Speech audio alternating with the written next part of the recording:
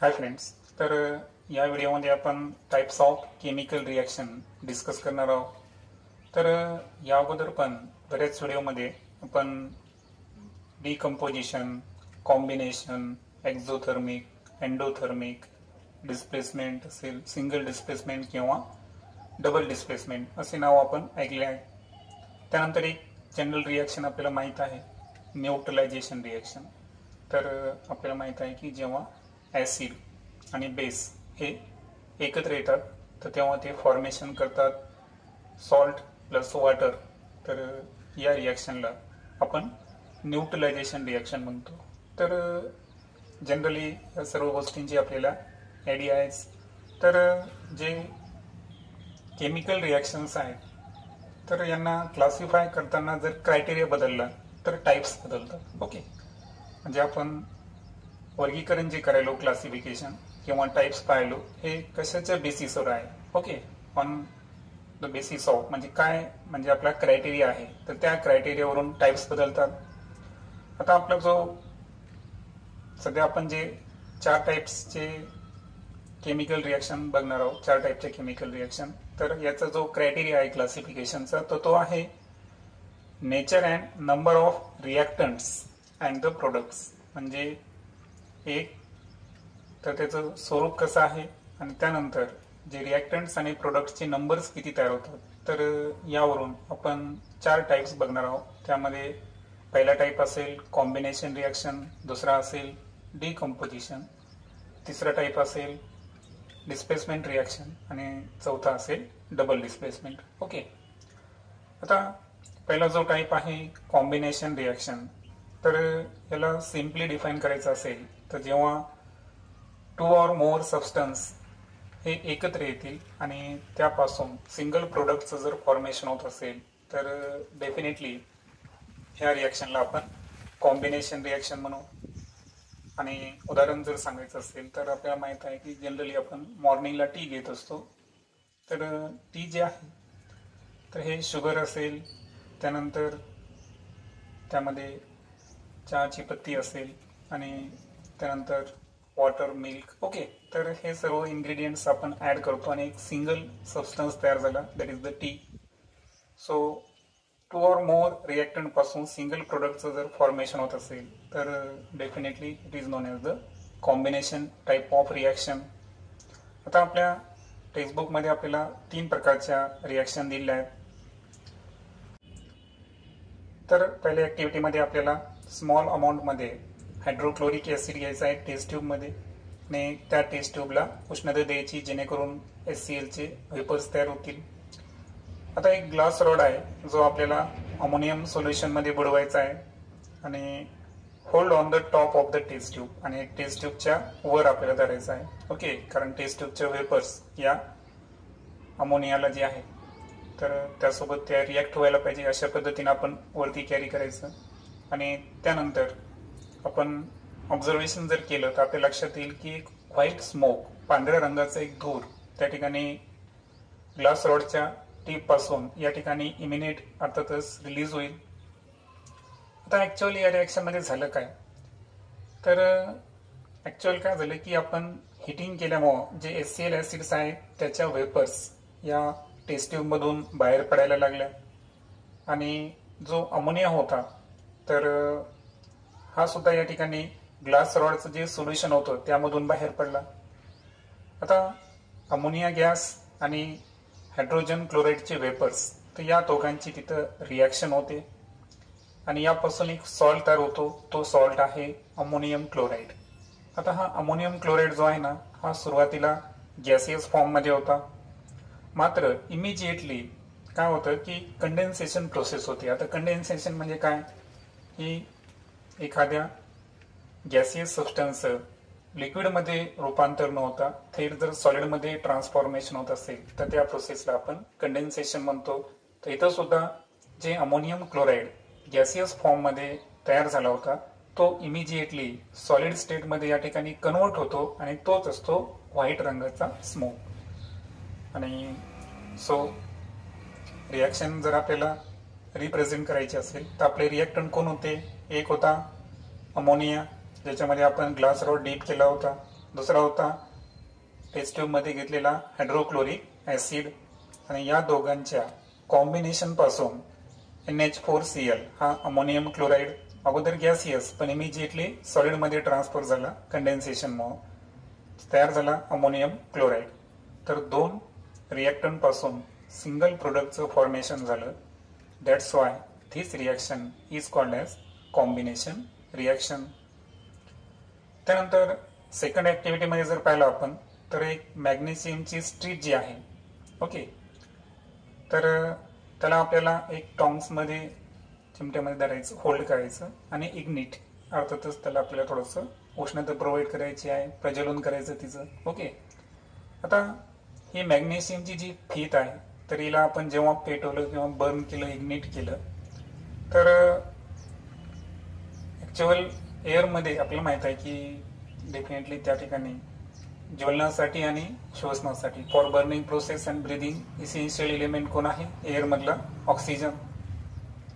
आता या ऑक्सिजनच्या मदतीनं मॅग्नेशियम ऑक्साईडचं फॉर्मेशन होतं जो की एक व्हाईट रंगाचा पावडर आहे.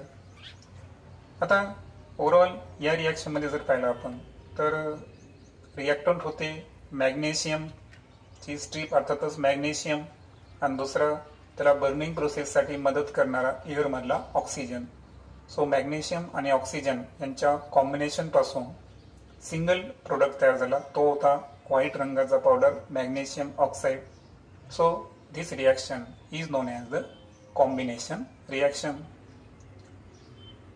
त्यानंतर तिसरी जी ॲक्टिव्हिटी आहे त्यामध्ये आपल्याला बेकरमध्ये काय करायचं आहे की त्याच्या हाफ कॅपॅसिटीपर्यंत वॉटर फिल करायचं आहे. त्यानंतर जे स्लेक लाईम आहे ओके, त्याचे काही पीसेस ज्याला आपण कॅल्शियम ऑक्साईड म्हणतो, ज्याचं रेणुसूत्र CaO आहे, ते आपल्याला त्याचे काही पीसेस त्या वॉटरमध्ये ॲड करायचे आहे. तर हे होत असताना काय होतं की त्या ठिकाणी कॅल्शियम हायड्रॉक्साईडचं फॉर्मेशन होतं ज्याचं रेणुसूत्र आहे CaOH 2 टाइम्स. आणि सो ओव्हरऑल जर पाहिलं तर यामध्ये आणखीन एक गोष्ट घडते की या ठिकाणी थोडीशी हीट रिलीज होते, कारण आपल्याला माहिती आहे की जेव्हा आपण जे स्लेक लाईम आहे वॉटर चुना तर हा वॉटरमध्ये ॲड केल्यावर निश्चितच त्या ठिकाणी हीट सुद्धा बाहेर पडते. आणि मी अगोदर पण सांगितलं होतं की हीट बाहेर पडणे हा एक्झोथर्मिक रिॲक्शन आपण याला म्हणत असतो. पण आता आपण सध्या जो क्रायटेरिया पाहिलो तर यामध्ये काय आहे की नेचर आणि नंबर्स काय आहेत रिॲक्टंट आणि प्रोडक्टचे, तर यावर क्रायटेरिया आहे. त्याच्यामुळं आपण एक्झोथर्मिकवर फोकस नाही करायचा. आणि हीट हा प्रोडक्ट नसतो कारण आता या रिॲक्शनमध्ये जर पाहिलं आपण तर रिॲक्शनमध्ये रिॲक्टंट कोण होते? कॅल्शियम ऑक्साईड ज्याला आपण स्लेक लाईम किंवा कॅल्शियम ऑक्साईड म्हणलो. आणि याला आपण जेव्हा वॉटरमध्ये ॲड केलं तर हे झाले दोन रिॲक्टंट, तर त्यापासून एक सिंगल प्रोडक्ट तयार झाला कॅल्शियम हायड्रॉक्साईड CaOH ट्वाइस. बाय प्रोडक्टमध्ये हीट तयार झाली पण हीट हा प्रोडक्ट नसतो. सो ओव्हरऑल दोनच रिॲक्टंट होते कॅल्शियम ऑक्साईड आणि वॉटर, सिंगल प्रोडक्ट तयार झाला calcium hydroxide. And so this type of reaction is known as the combination reaction. Then तिसरी ॲक्टिव्हिटी घेऊ आपण की तिन्ही ॲक्टिव्हिटी झाले. तर कॉम्बिनेशन रिॲक्शनला जी डेफिनेशन आपल्या टेक्स्टबुकमध्ये दिली आहे तर ती आहे की Wien 2 or more reactants combine in a reaction to form a single product it is called as the combination reaction. आणि हीट हा प्रोडक्ट नाही हे इथं आवर्जून लक्षात ठेवायचं. देन आफ्टर सेकंड टाइप जो आहे तो आहे डिकम्पोजिशन रिॲक्शन. आता एक ॲक्टिव्हिटी इथं दिलेली होती आपल्याला की यामध्ये आपल्याला काही शुगर जी आहे ही इव्हॅपोरेटिंग डिशमध्ये घ्यायची होती आणि त्याला उष्णता जी आहे ही बन्सिन बर्नरच्या साह्यानं देऊन काही वेळेनंतर आपल्याला ऑब्झर्वेशन केल्यानंतर लक्षात येईल की त्यामध्ये एक ब्लॅक रंगाचा सबस्टन्स तयार होतो. हा एक्सपेरिमेंट आपण घरी पण करू शकतो. तर ॲक्च्युअल झालं काय की जो एक सिंगल रिॲक्टंट होता शुगर, तर त्याला जेव्हा आपण उष्णता दिली तर हे उष्णता देत असताना त्यामध्ये जी वॉटर आहे ओके, तर आपल्याला माहित आहे की वॉटरचं काही कंटेंट असल्यामुळे ते स्टीमच्या स्वरूपात निघून जाईल आणि फायनली जो ब्लॅक रंगाचा सबस्टन्स या ठिकाणी तयार झाला होता तर तो होता कार्बन. जे ओव्हरऑल रिॲक्शन जर पाहिले आपण तर शुगर ज्याचा फॉर्म्युला आहे C12H22O11, तर याचं डिकम्पोजिशन झालं. आता हे डिकम्पोजिशन होत असताना हीट यूज केला गेली बरोबर, त्याच्यामुळं जनरली डिकम्पोजिशन रिॲक्शन या थर्मल डिकम्पोजिशन असतात. लक्षात आलं? किंवा असं लक्षात घ्या की ज्या डिकम्पोजिशन रिॲक्शनसाठी हीटची आवश्यकता असते त्या रिॲक्शनला आपण थर्मल डिकम्पोजिशन म्हणू. आता इथं डिकम्पोजिशन म्हणून 2 प्रोडक्ट तयार झाले, एक आहे कार्बन आणि दुसरा आहे water. So this is a decomposition reaction. आणि म्हणून इथं एक सेंटेन्स दिलं आहे की अशी reaction in which only one reactant giving rise 2 or more products, म्हणजे एक सिंगल रिॲक्टंट 2 किंवा त्यापेक्षा जास्त प्रोडक्ट देत असेल तर definitely it is a decomposition reaction. त्यानंतर आणखीन एक ऍक्टिव्हिटी दिली आहे आपल्याला की आपल्याला काय करायचं आहे की टेस्ट ट्यूबमध्ये कॅल्शियम कार्बोनेट घ्यायचं आहे. त्यानंतर ही जी हीट अ बेन ट्यूब, एक फिगरमध्ये तुम्ही पाहू शकता की एक बेन ट्यूब दिसेल तुम्हाला की जे अनदर टेस्ट ट्यूबला कनेक्ट होते. ओके, आणि एक बेन ट्यूब आपण फिट करायलो आणि यावेळेस रबर कॉर्क जे असतात है ना, रबराची बूज, तर त्याचा दोन्ही टेस्ट ट्यूबमध्ये आपण वापर करणार. आता जी अदर एंड आहे बेन ट्यूबचं, तर हे आपल्याला फ्रेशली प्रिपेअर लाईम वॉटरमध्ये ॲड करायचं आहे. म्हणजे सेकंड फिगरमध्ये पाहू शकतो मी की फर्स्ट जी टेस्ट ट्यूब होती त्यामध्ये आहे कॅल्शियम कार्बोनेट आणि सेकंडमध्ये लाईम वॉटर आपण ॲड केला आणि जी रबर कॉर्क आपल्याला दोन्ही टेस्ट ट्यूबमध्ये दिसतील आणि दोन्ही टेस्ट ट्यूबला आपण एक बेन ट्यूबच्या साहाय्यानं कनेक्ट केलेला आहे. आणि फिगरमध्ये आपण पाहिलं तर कॅल्शियम कार्बोनेटला आपण काय करायलो, हीट करायलो. ओके, आता ओव्हरऑल काय झालं की आपल्याला जे पावडर कॅल्शियम कार्बोनेट आहे तर त्याला उष्णता द्यायची आहे स्ट्रॉंगली. तर हे होत असताना जे लाईम वॉटर आहे ना, तर याच्यामध्ये चेंज होतो, तो मिल्की टाईप होतो. आता हे मिल्की टाईप का झाला तर रिझन आपण पुढे समजून घेऊ की ऍक्च्युअल तो कार्बन डायऑक्साईडमुळे होतो. तर पहा, तर या ऍक्टिव्हिटीमध्ये जे कॅल्शियम कार्बोनेट होता तर त्याचं थर्मल डिकम्पोजिशन झालं आणि फॉर्मेशन झालं कार्बन डायऑक्साईड. आणि हा कार्बन डायऑक्साईड जे की आपण कनेक्टिव्हिटी पाहिली तर बेन ट्यूबच्या साईन होती, तर बेन ट्यूबच्या साईन तो आपल्याला माहिती आहे की कालच आपण पाहिलं की प्रोडक्टमध्ये गॅस तयार होत असेल तर आपण अपवर्ड एअरहून दाखवतो, म्हणजे तो प्रोडक्ट कुठे रिलीज व्हायला, एअरमध्ये. आता एअर तर नाही या ठिकाणी, म्हणून जी रबर कॉर्कला जे आपण बेन ट्यूब ऍड केलं होतं त्या ट्यूबमधून तो अनदर टेस्ट ट्यूबमध्ये गेला आणि दॅट्स वाय कार्बन डायऑक्साईड जो तयार झाला होता त्यानं लाईम वॉटर सोबत रिॲक्ट होऊन त्या लाईम वॉटरला मिल्की केलं. आता जो सेकंड प्रोडक्ट आहे रिॲक्शनचा तर तो असतो कॅल्शियम ऑक्साईड पावडर. ओके, आता CO2 तर फर्स्ट टेस्ट ट्यूबमधून सेकंड टेस्ट ट्यूबमध्ये गेला, पण पहिल्या टेस्ट ट्यूबमध्ये जो शिल्लक राहिलेला दुसरा प्रोडक्ट होता तो होता कॅल्शियम ऑक्साईडची पावडर. आता या रिॲक्शनमध्ये काय होतं की याच रिॲक्शनमध्ये आपण जर केमिकली रिप्रेझेंट करायचं केमिकल इक्वेशनच्या साहाय्यानं, तर काय झालं की पहिल्या टेस्ट ट्यूबमध्ये आपण उष्णता कोणाला दिली, फक्त कॅल्शियम कार्बोनेटला. म्हणजे आपल्या रिॲक्शनमध्ये आपण जी सेकंड टेस्ट ट्यूब होती ज्याच्यामध्ये लाईम वॉटर होतं, तर ऍक्च्युअल त्याच्या रिॲक्शनमध्ये कोणताच सहभाग नाही. जरी इथं आपण लाईम वॉटर जरी लिहिलं तर ऍक्च्युअल त्याच्यामध्ये काही नाही. ओके, तर आपल्याकडे एकच रिॲक्टंट आहे कॅल्शियम कार्बोनेट, ज्याला आपण उष्णता दिली ती पावडर स्वरूपात होता. हीट दिल्यानंतर जो रिलीज झालेला गॅस होता तो होता कार्बन डायऑक्साईड, जो बेन ट्यूबच्या साहाय्यानं कशामध्ये एंटर केलं, त्यानं लाईम वॉटरच्या टेस्ट ट्यूबमध्ये एंटर केलं आणि पहिल्या टेस्ट ट्यूबमध्ये शिल्लक राहिला calcium oxide. So overall single reactant पासून 2 प्रोडक्ट तयार झाले. That's why this is a decomposition reaction. पुढे जर आपण पाहिलं तर एक आणखीन एक रिॲक्शन दिली आहे आपल्याला की जे हायड्रोजन पॅरॉक्साईड आहे H2O2, तर या हायड्रोजन पॅरॉक्साईडला जर आपण ऍक्च्युअल त्याचं नॅचरली पहा, मी तुम्हालाच म्हणलो की प्रत्येक डिकम्पोजिशन रिॲक्शनला हीट लागत नाही, पण ज्या डिकम्पोजिशन रिॲक्शनला हीट लागते त्यालाच थर्मल डिकम्पोजिशन म्हणायचं. सो लक्षात आलं. तर लक्षात ठेवायचं की हायड्रोजन पॅरॉक्साईड जो आहे ना हा नॅचरली डिकम्पोज होतो स्लोली. ओके. आणि हा डिकम्पोजिशन झाल्यानंतर त्यापासून दोन प्रोडक्ट तयार होतात. एक आहे वॉटर आणि दुसरा आहे ऑक्सिजन. सो या रिॲक्शन मध्ये आपल्याला हीट किंवा डेल्टा हे एरोवर लिहायची गरज नाही. सो रिॲक्शन असेल H2O2, यापासून फॉर्मेशन झालं H2Oचं आणि रिलीज झालेलं अपवर्ड डायरेक्शन मध्ये गॅसियस फॉर्म मध्ये. ओके. तर तो आहे ऑक्सिजन. त्यानंतर आणखीन एक रिॲक्शन आपल्याला दिलेली आहे की आपण या अगोदरच्या इयत्तेमध्ये पण पाहिलेलं आहे की जेव्हा वॉटर हा डिकम्पोज होतो तर त्यापासून दोन गॅसेस तयार होतात. एक आहे हायड्रोजन आणि दुसरा आहे ऑक्सिजन गॅस. ओके.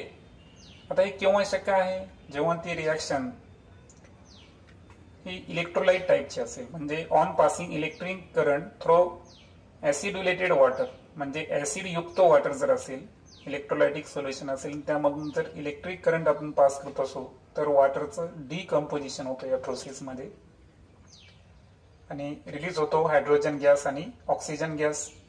म्हणजे या ठिकाणी आपण इलेक्ट्रिकल एनर्जीच्या साह्यानं, बरोबर, इथं ना टेम्परेचर ना नॅचरली, बरोबर, तर इथं तिसराच मेथड आपण यूज केला आहे. तर इलेक्ट्रिकल एनर्जीच्या साह्यानं आपण वॉटरचं काय करत आहोत?